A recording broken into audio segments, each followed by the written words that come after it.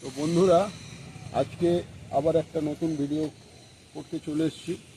তো আমার এই থাই বারোমেশি কুল গাছে দেখুন, আজকে হচ্ছে 16/7/2025। তো এখন কত সুন্দর কুল হয়েছে দেখুন, একদম বড় বড়। এই দেখুন সাইজটা দেখুন,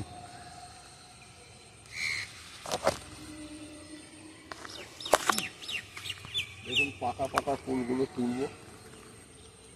দেখুন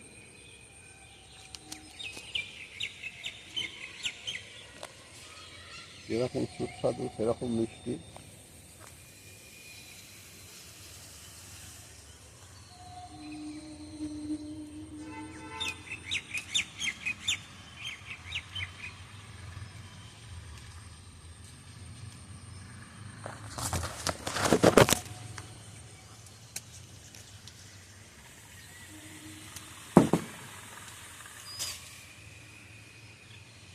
তো বন্ধুরা দেখুন, তো আজকে মোটামুটি এক চুবড়ি ভর্তি কুল পেড়েছি,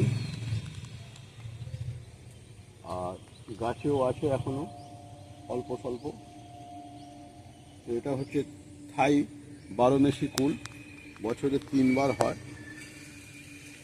তো আজকে ভিডিও এখানেই সমাপ্ত করছি। নমস্কার, টাটা।